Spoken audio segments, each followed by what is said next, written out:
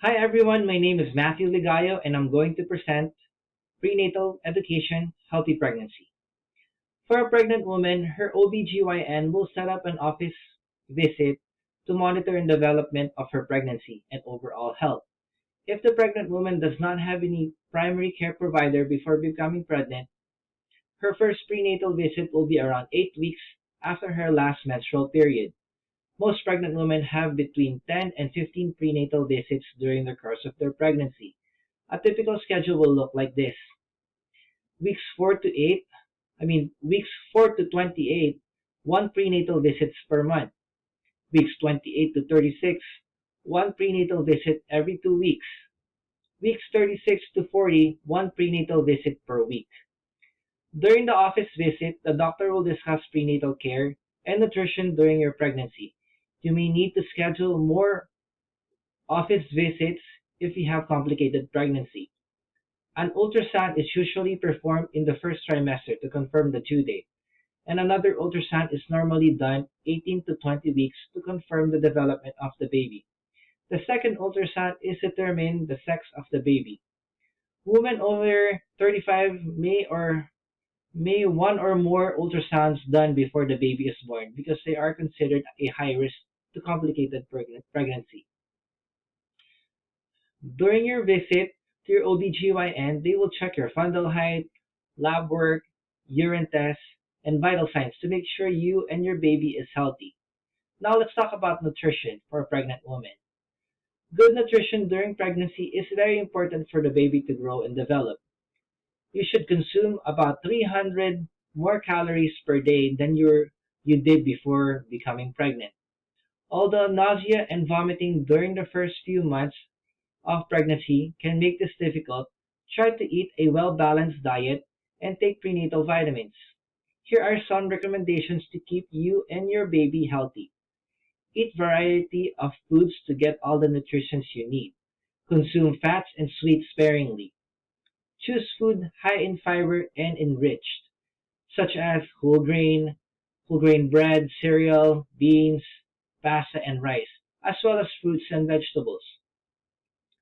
You and your baby need some fats to stay healthy. Just remember to pick the healthy ones, unsaturated kind like vegetable oil, olive oil, and nuts. You should take prenatal vitamin supplements to make sure you're getting the right vitamins and enough vitamins and minerals every day. Drink at least 4 servings of dairy products and calcium-rich food a day. Eat at least 3 servings of iron food. Avoid alcohol during pregnancy because it causes birth defects. Limit caffeine to 300 milligrams per day. Do not eat raw fish or any raw fish with high mercury or any raw seafood. There are some activities that are generally safe for pregnant women. Walking, swimming, jogging, exercise in water, yoga, Pilates are all good for a pregnant woman while they're carrying their baby.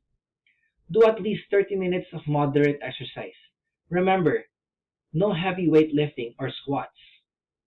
Consider these general guidelines for pregnancy weight gain.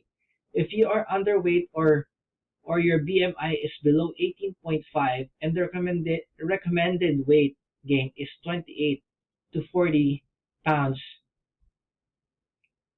your if you are underweight or your BMI is below 18.5 and the recommended weight gain is 28 to 20 to 40 pounds, if you're overweight or your BMI is 25 to 29, the recommended weight gain is 15 to 25 pounds. And if you're obese, the recommended weight gain is 11 to 20 pounds. Now let's discuss common complaints during pregnancy. One of them is morning sickness, nausea and vomiting, and can be among the first early pregnancy symptoms and signs. It typically begins around 4 to 6 weeks of pregnancy or around the time you miss your period. Although women may feel as though it will last forever, nausea and vomiting usually goes away after first trimester. Don't rush to get out of bed. Give yourself plenty of time and start slow, and you should experience less morning sickness.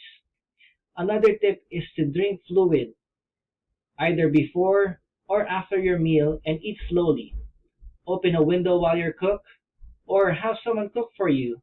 So if you don't like the smell of your food or the smell of the food bothers you, cracker and water are perfect morning medicine to relieve nausea.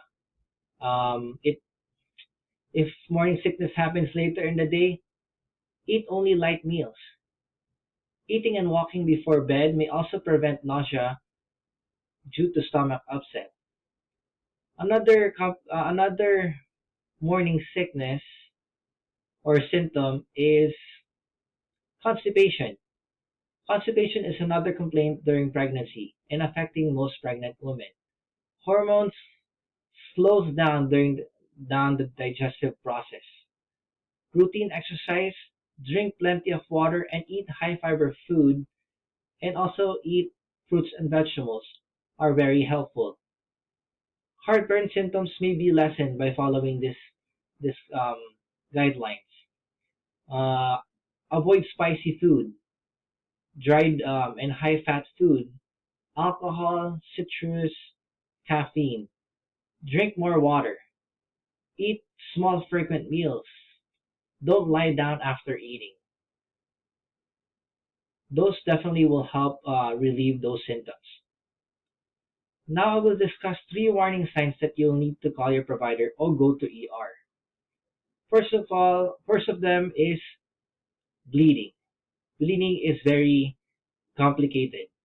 If you are bleeding heavily and have severe abdominal pain and menstrual-like cramps or feel like you're going to faint during your first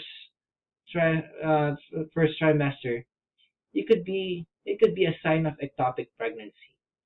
Heavy pregnancy and cramping could also be a sign of miscarriage in the first or early second trimester. By contrast, bleeding with abdominal pain in the third trimester may indicate placental abruption, which occurs when the placenta separates from the uterine lining. Contractions. Contractions early in the third trimester could be a sign of preterm labor.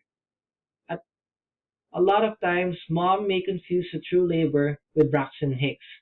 Regular contractions are about 10 minutes apart and or less, and it will increase in intensify. If you're if you're third trimester and you think you're having contractions, call your doctor right away. If it's too early for your baby to be born, you may you call, your doctor may be able to stop labor. Third trimester and the most serious persistent severe headache, abdominal pain, and visual disturbance and swelling during third trimester. The symptoms could be a sign of preeclampsia. This is a serious condition. The development during pregnancy and potentially fatal. The disorder is marked high blood pressure and excessive protein in the urine and typically occurs after the 20 weeks of pregnancy. If you have the symptoms, call your doctor right away. Again, this is Matthew Ligayo and thank you for watching my video.